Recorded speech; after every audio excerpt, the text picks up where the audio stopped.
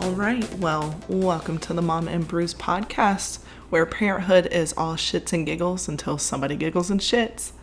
I'm your host and mom friend, Brittany Barbour. So before we get into the nitty gritty today, I'm just going to address what I'm drinking. I am drinking on a herbal tea with a little bit of amaretto, which is a liqueur, a cherry liqueur for anyone who doesn't know. And the tea is actually a Disney-owned tea. It's called Wonderland tea. This one is Tweedledee Tweedledum.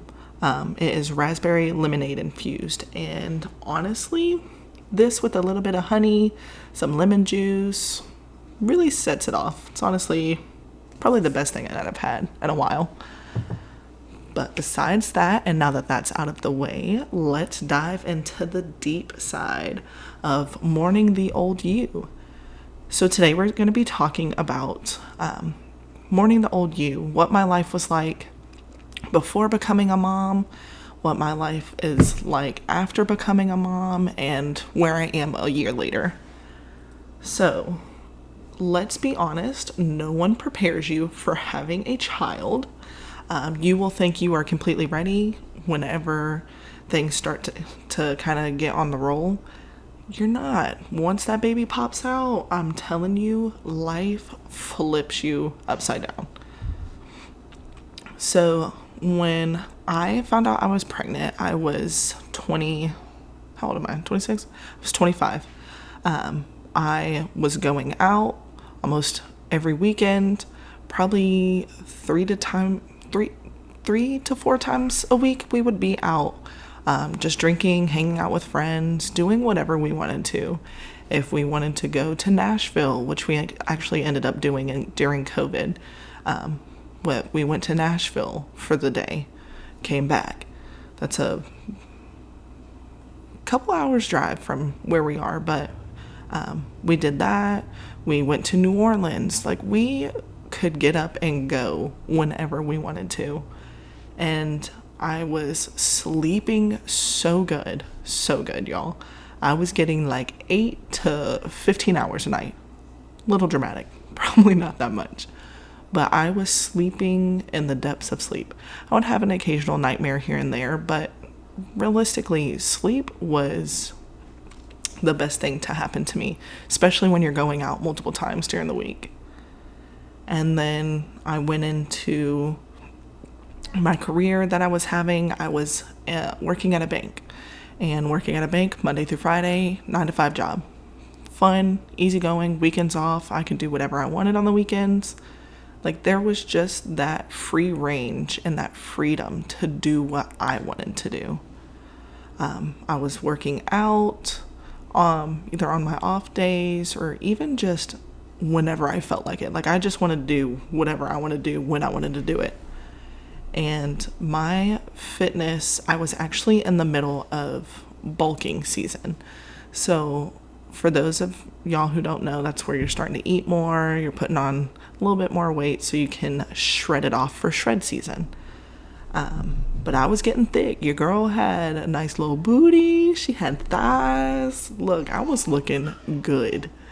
And then 2 seconds later, I'm like, oh, I'm pregnant. And things were like, we're gonna shift. Started sleeping less. Sleep was horrible. Couldn't sleep on one side, couldn't sleep on the other. Could never get comfortable. I could still get up and go and do what I wanted. There obviously was no drinking. So I had to cut back on that, which honestly wasn't that big of a deal to me. Like, the second I found out I was pregnant, I was done. And then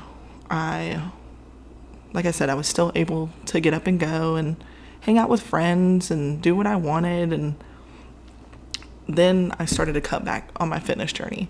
I found out I was pregnant around 4 weeks. And I think week 6 is when the nausea started. And I was like, we're done. I'm not doing this anymore. I don't feel good. I don't want to go anywhere. I don't want to do anything besides sleep. And I did that. I slept, man. It wasn't the best sleep, but I slept. So obviously now that I'm pregnant, I'm slowly starting to shift into becoming a mom. And then baby comes in November, and that's a busy time. Like, holiday season's right around the corner. My birthday's in November. Like, we're about to get really hectic. We've got Christmas and New Year's to think about. Then you got to follow that up with Valentine's Day, anniversaries, like all Easter, all these busy holidays. Like, it was going to get busy. So mom life hit. Had my baby girl. And my priorities changed so fast. I didn't care about going out. I missed going outside. That was all I really wanted to do. So we would go for walks. So instead of going to the bar, I'm out walking a mile or two. I was slowly starting to get back into working out, but I wasn't where I wanted to be, if that makes sense. Like, I was walking just to get the extra weight off, and I was breastfeeding, still breastfeeding, but they tell you, oh, when you breastfeed, it's so much easier to get all that baby weight off.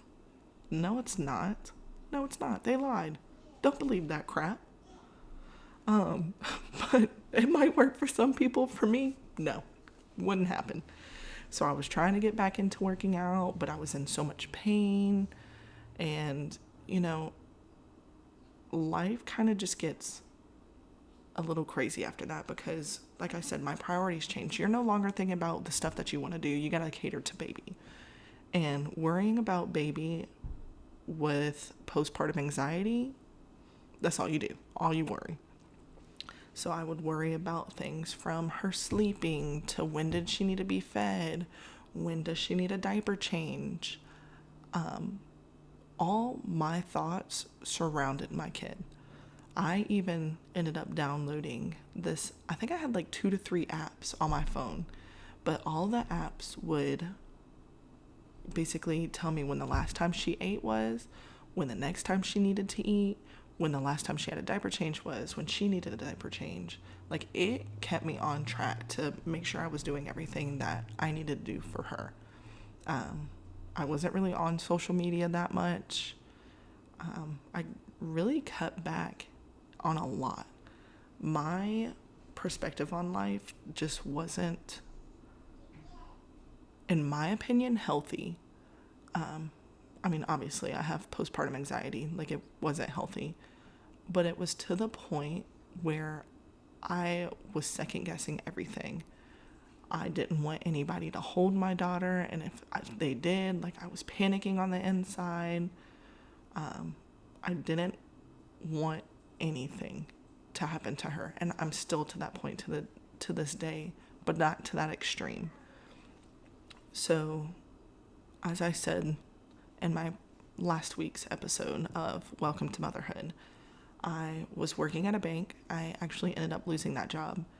And truthfully, I'm not sure if that was the best thing or the worst, but I think both.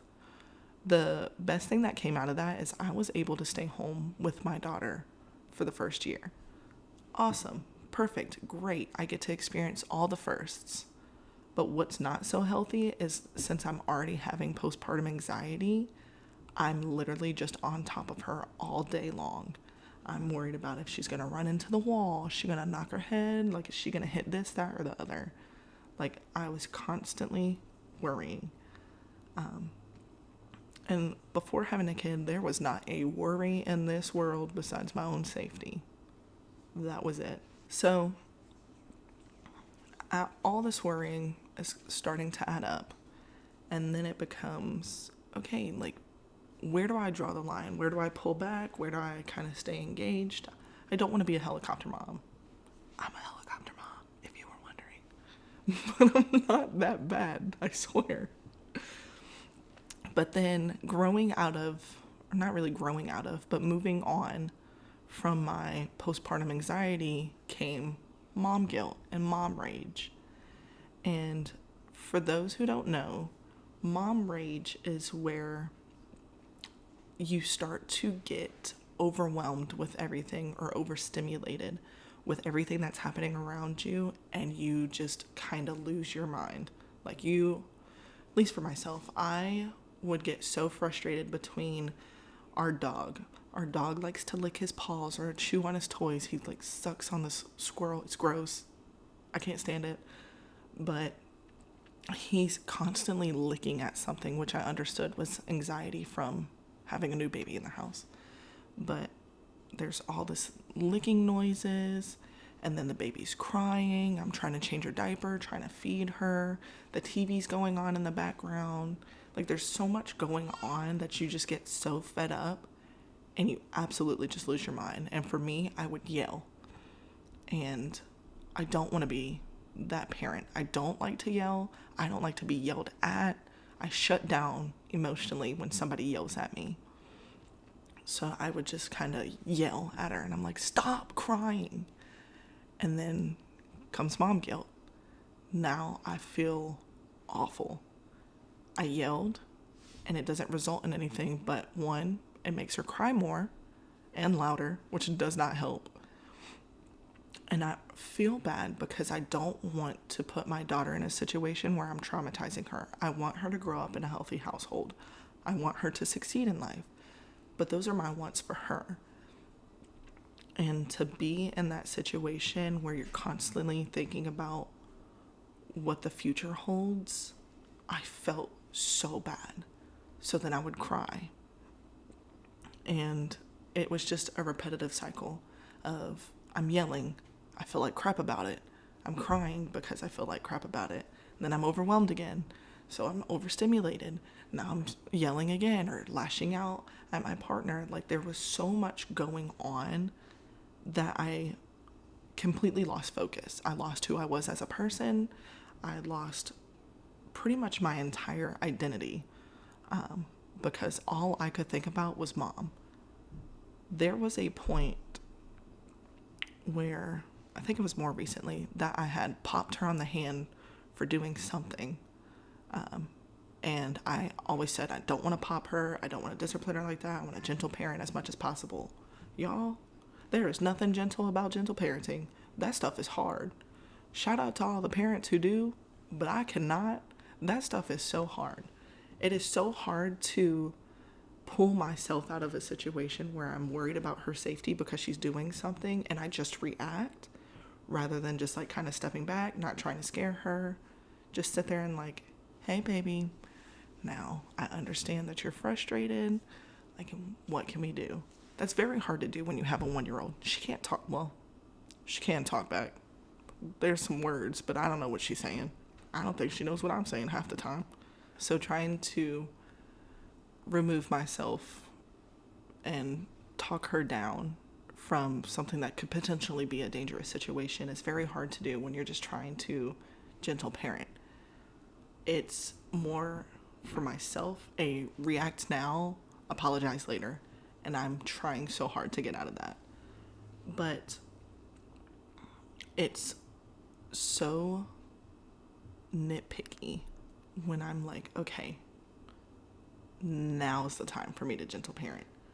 I have to genuinely stop, especially through mom guilt and mom rage. I have to stop, remove myself from the situation.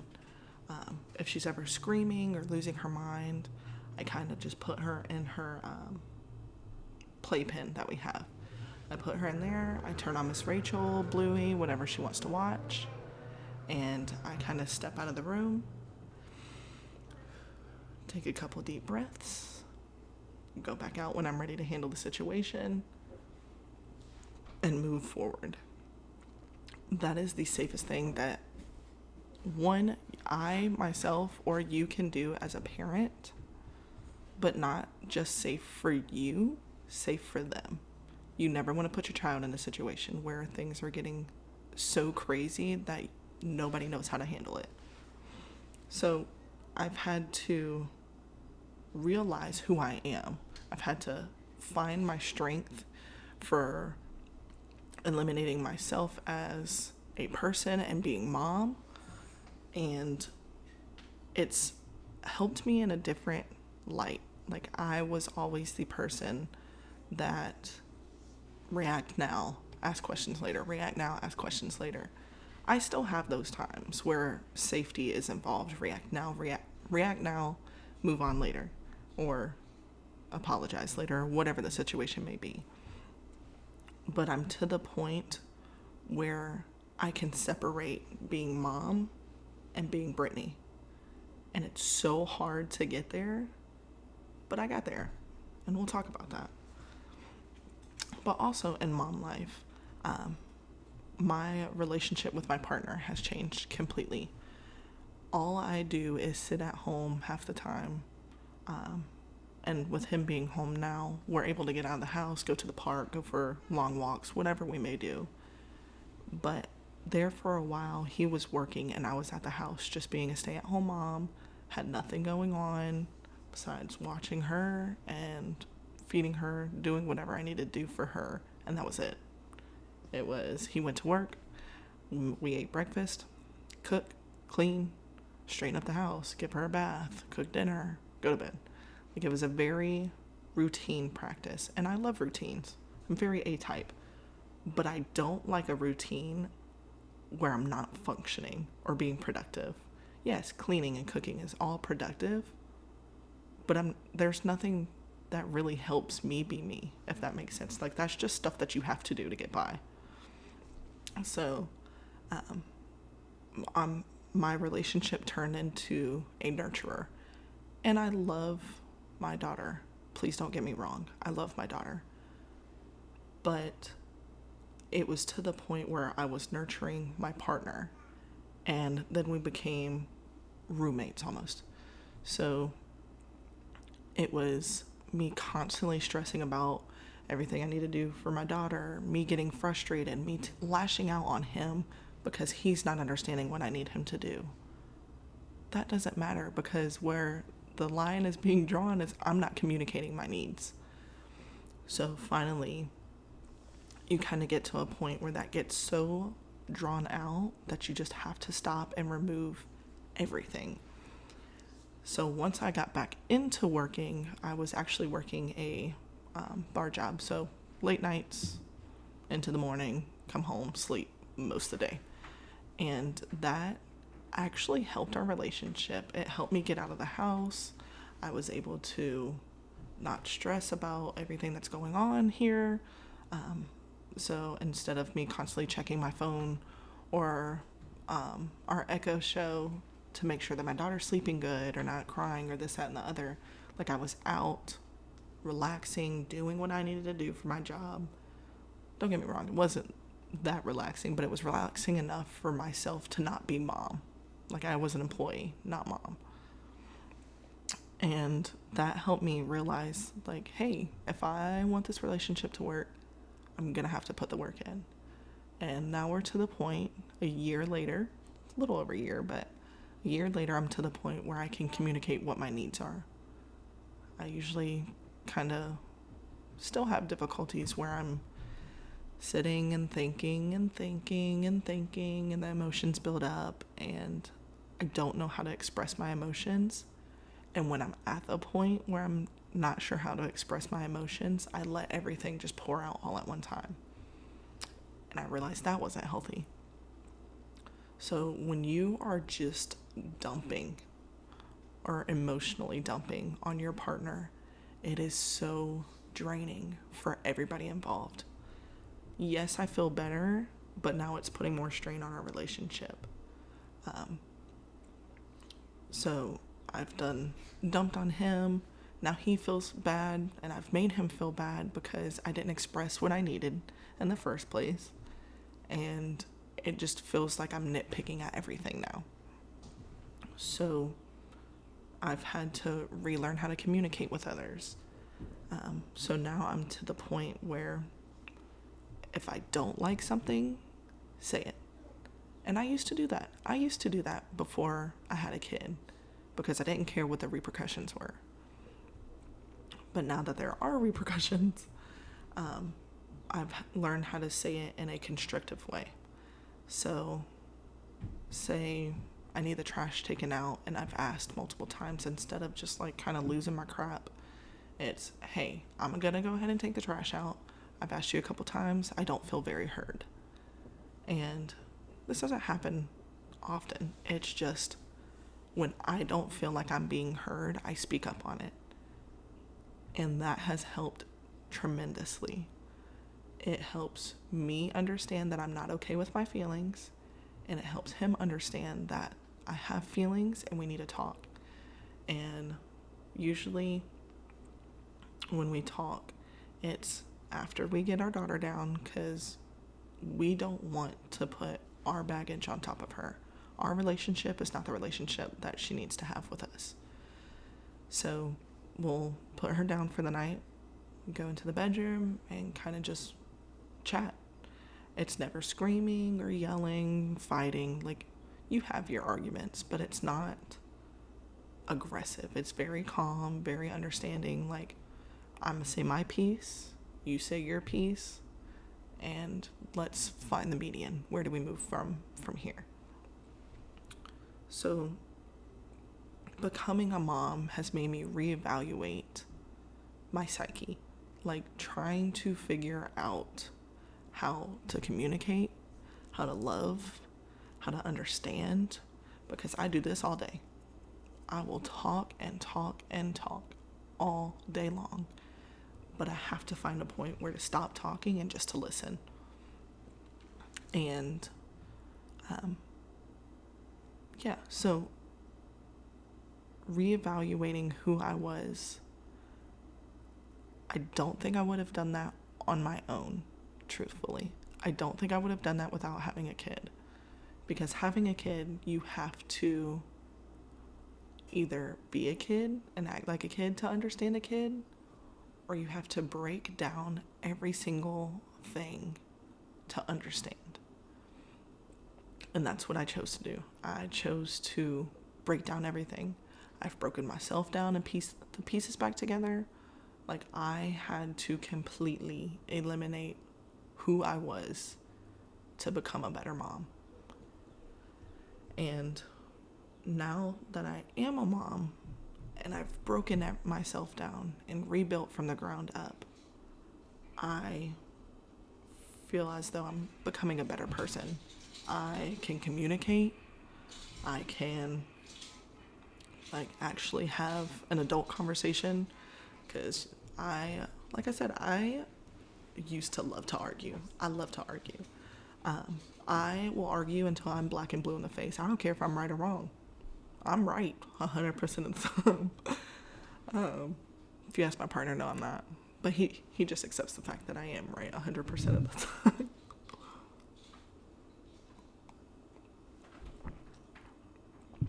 But I loved arguing. It's just something I did. And I have now found a better way to handle my emotions, my thoughts, and communicated them. Now, being who I am today, I've had to eliminate friends. Or acquaintances, I shall say. I've had to not just eliminate friends, but eliminate relatives. I have pushed so many people out of my life just to move forward. As an adult, as a 26-year-old, that frontal lobe thing kicks in at 25. Best blessing. But I realized who was actually around me to help better myself, rather than trying to be a leech and suck me dry. So being 26 now and a mom and eliminating those people, I have found out that a lot of people in my life from before having a kid, they don't care about my daughter. They don't reach out. They don't care about me. Like, those were the people that I literally could just go out with just because. And when I tell y'all that probably once a month, once every 2 months, I'm constantly going through my Instagram, Facebook. I'm going through my stuff to remove people all the time, because I've realized either I haven't talked to these people in years, they're not doing anything for me, they don't care about me, they don't reach out. Like, you have to be okay with eliminating people from your life.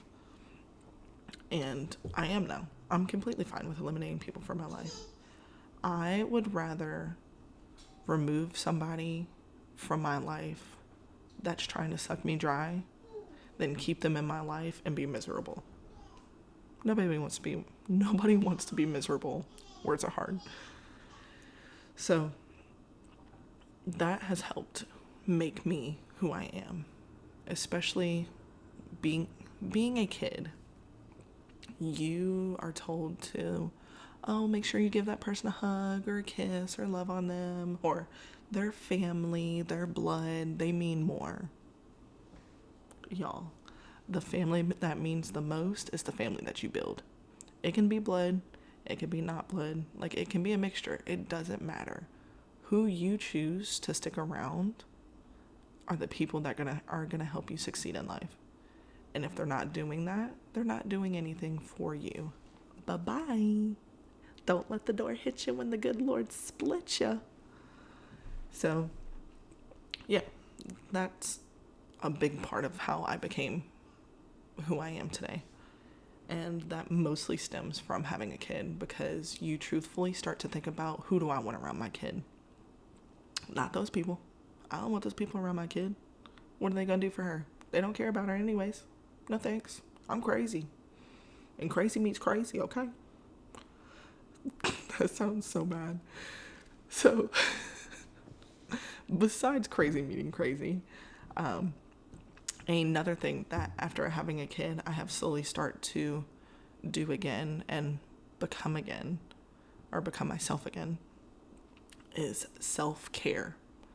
Y'all, once I had my daughter there for like a few months, like 6 to 8 months, I was not doing myself any good at all. First, there was still that kind of leftover nausea from smells and stuff. I was very picky. But I was lazy. I was tired. I was constantly worrying about this kid. And I did not have time. Well, I did not make time for myself. And now that my daughter's slowly becoming independent, like she'll take naps by herself in her crib. She sleeps through the night. Now that she's becoming more independent, I do what I want to do. And the things that I love to do, I love to read. I like to shower. I like baths, but one of our bathtubs doesn't have a drain plug thing. So it's more like sitting in the shower for like 30 minutes. But I love to take long showers. I love to treat myself the way that I want to be treated from a spa, okay? Like, I want to be pampered. And I do that finally. Like, it took 13 months for me to get back there, and I've never been happier. I take my time to wash my face. I do a face mask once a week. It's the Aztec clay face mask, so that's why it's once a week. I blow dry my hair, which I did today. Like, there has to be a limit to say, okay, I have to give my kid a chance to be independent so I can be better for myself and for her. So now I'm taking way better care of myself. I'm back in the gym. I am actually in the process of getting my fitness trainer certification. So there's a lot that I'm doing to try to make myself better. And the main reason that I'm doing this is for her. Yes, I still care about my kid. I still cater to everything my kid wants. But I do it because I want to be around for her. I want to be around for all the successes of her life. I want to be healthy and happy. And I will do anything to get there by any means. So now that I've had my self-discovery, I've done my self-care, and I'm back on my fitness and hot mom stuff, because who doesn't want to be a hot mom? But now I am balancing. I'm still working on it, but I'm balancing mom and me. And the best thing I can tell you is truthfully to make an actual line in your life. This side is mom. This side is me. This side is my self-discovery, my self-care. This is the stuff I like to do, my hobbies, my aspirations, my dreams. This side is mommy. This is changing diapers, taking my daughter to the park, going for walks, playing outside, like letting her do her. I love to watch her play because the imagination this kid has, incredible. She was playing with her baby doll the other day, and I watched her hug her baby doll, and she gave it a kiss, and then she was talking to it and put her back in the chair, and I think she popped it. I think she popped the doll, because I was like, oh, mental note, gotta change that. But like watching her play, she does what I do to her. And the popping is not like, that's not an everyday thing. It just is as I'm getting decked in the face by my kid constantly. We're in the hitting phase and it's not fun. But my kid will mollywop the crap out of me. And I'm just sitting there shocked, and my only reaction is to pop her hand and tell her no, and that we don't hit. Don't pop hard.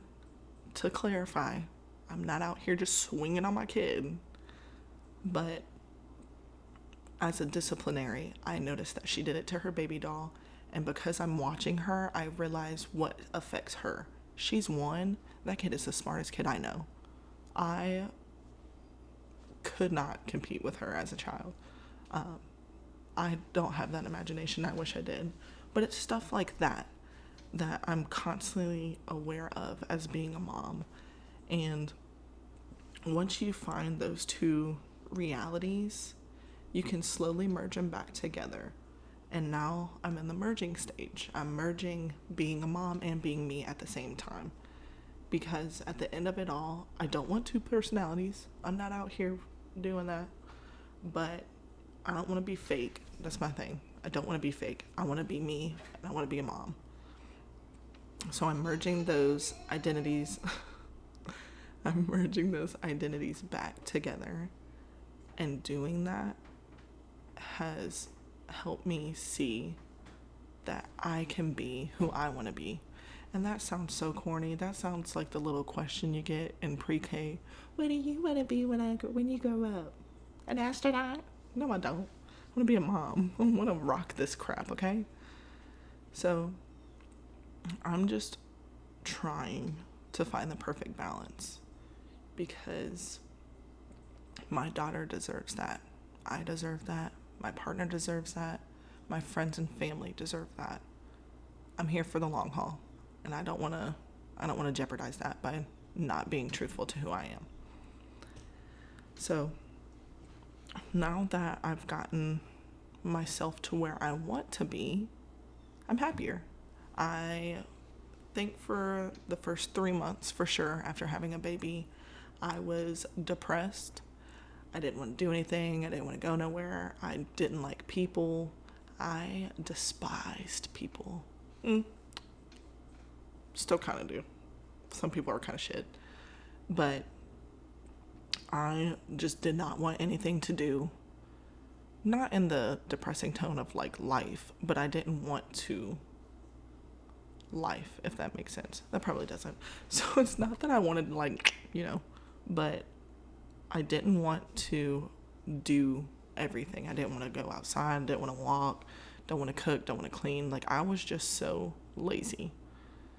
And being where I am today, I kind of look back on it and I understand. I understand that I was not prepared for this shit. Nobody prepared me for this. Everybody will tell you how much of a blessing it is to have a baby. Like, once you're pregnant, everybody's like, oh my gosh, like, you're gonna love this life.